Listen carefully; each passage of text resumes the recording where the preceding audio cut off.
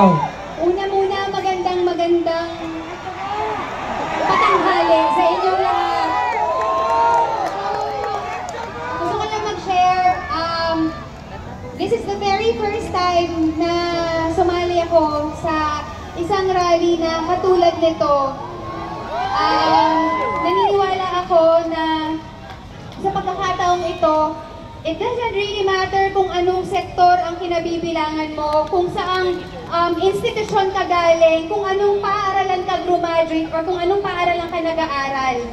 Ngayon, lahat tayo nandito dahil tayong lahat ay mga Pilipino. At bilang Pilipino, may karapatan tayo, ang bawat isa sa atin, na malaman ano ba ang nangyayari sa pera, ano ba ang nangyayari, ang sitwasyon ng ating bayan. Para sa akin, importante na may managot.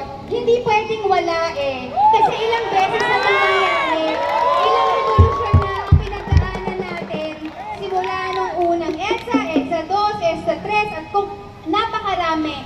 Pero minsan, nasa news, 2 linggo, 3 linggo, mamamatay, mawawala.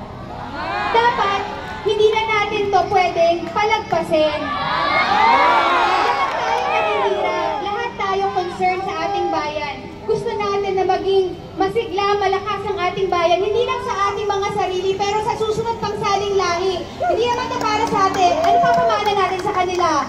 Utang? Yun ba ang gusto natin? Sabi nga nito, ang lupa ay buhay.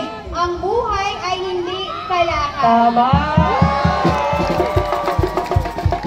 So dapat, huwag tayong tumigil. Collectively, may magagawa po tayo.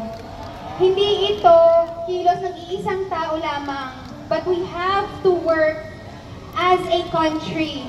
Tayong lahat, as a people, kailangan pong kumilos tayo. Kailangan po na marinig ang boses natin na gusto nating baguhin ang sistema. At syempre gusto natin na may managot. Gusto natin na makulong ang korap. Maraming salamat.